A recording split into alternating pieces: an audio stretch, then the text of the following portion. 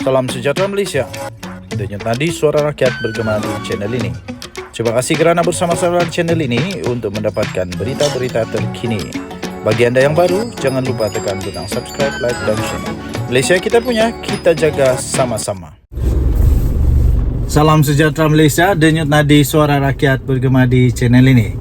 Tuan-tuan dan puan-puan yang dihormati sekalian, disahkan satu penarikan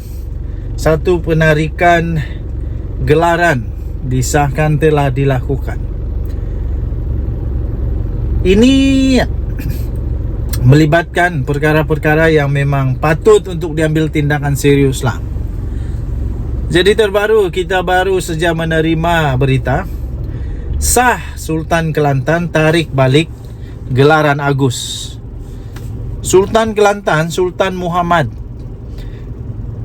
kelima sah menarik balik gelaran darjah kebesaran Setia Mahkota Kelantan yang dikurniakan kepada bekas Ketua Pengarah Jabatan Komunikasi Komuniti JKOM Muhammad Agus Yusof. Tapi sebelum itu saya minta maaf, saya punya bahasa Latin tak berapa bagus, jadi saya tidak tahu V itu 5 kah atau apa.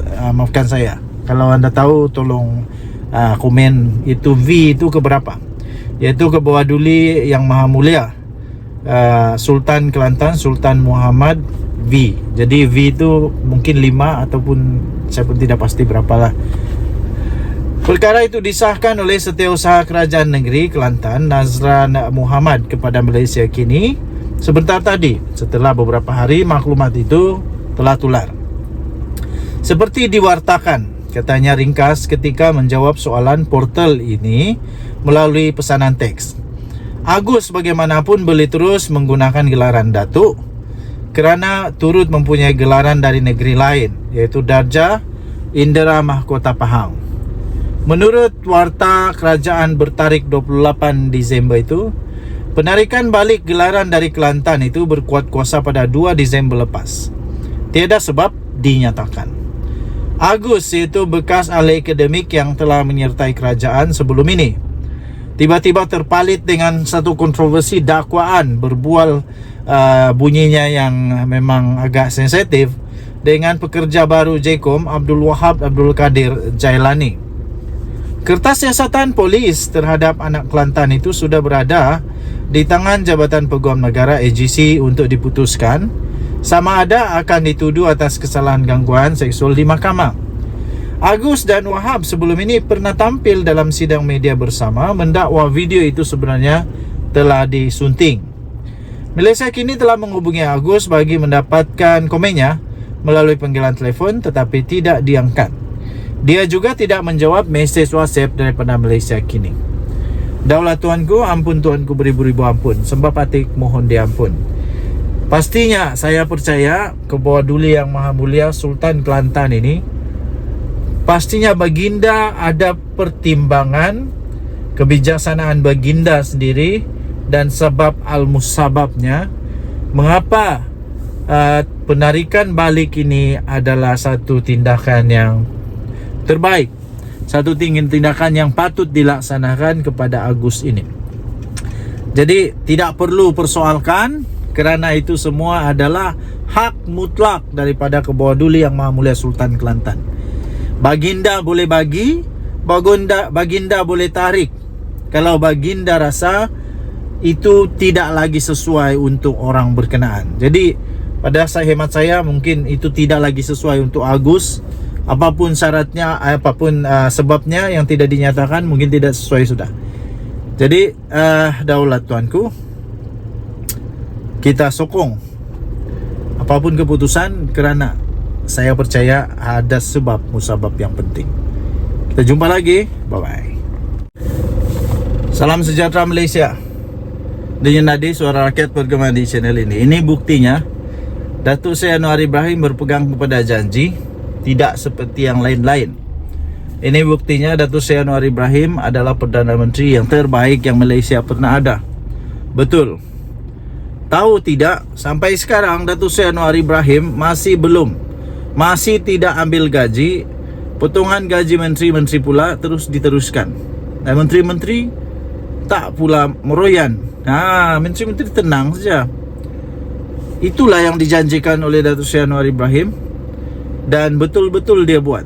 Jadi percayalah tuan-tuan dan puan-puan yang dihormati sekalian, sama ada anda penyokong kerajaan ataupun penyokong pembangkang, anda kena percaya benda ni satu perkara ini, iaitu Datuk Seri Anwar Ibrahim, apa yang dia cakap dia akan buat. Perdana Menteri Datuk Seri Anwar Ibrahim kekal dengan pendiriannya sebelum ini, iaitu bahawa tidak akan mengambil gaji bagi jawatan yang disandangnya sejak November 2022 itu selagi ekonomi negara tidak pulih sepenuhnya. Beliau juga, yang juga adalah Menteri Keuangan, berkata potongan gaji sebanyak 20% kepada barisan jemaah menteri juga masih diteruskan.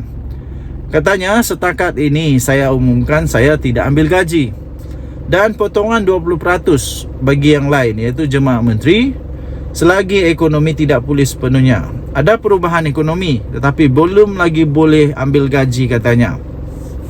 Beliau berkata demikian pada sidang media sempena program pemukiman anggota Jemaah Menteri Kerajaan Perpaduan 2024 di Ibu Negara pada hari ini. Untuk rekod, pada sidang media pertamanya sebagai Perdana Menteri pada 24 November 2022, Anwar Ibrahim berkata beliau tidak akan mengambil gaji bagi jawatan itu, dan beliau menyifatkan ia adalah sebagai langkah pertama bagi menarik keyakinan rakyat terhadap kepimpinannya.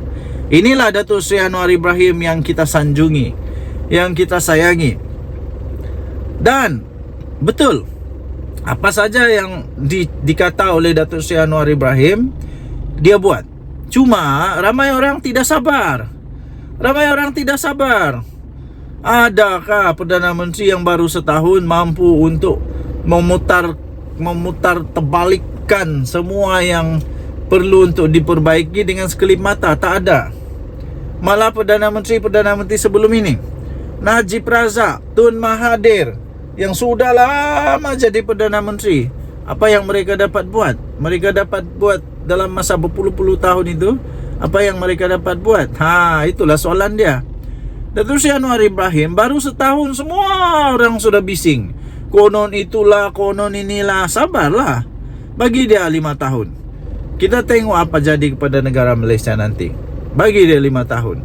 Begitu juga dengan menteri-menteri yang lain. Jangan cepat sangat membuat penilaian. Kalau anda ingin membuat penilaian segera, anda nilai dulu apa yang anda pernah lihat sebelum ini.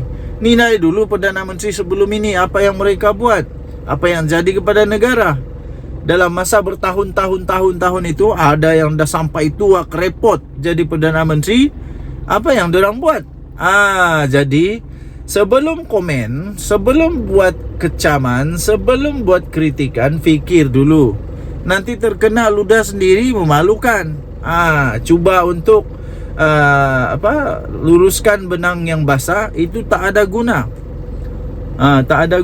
Jadi bagi saya ingin menyeru seluruh rakyat Malaysia, marilah kita sama-sama memberikan sedikit masa lagi kepada Datuk Seri Anwar Ibrahim dan kepimpinannya untuk membuktikan bahawa dia betul-betul mampu untuk membuat negara Malaysia negara yang maju. Denyut nadi suara rakyat bergema di channel ini. Bye-bye.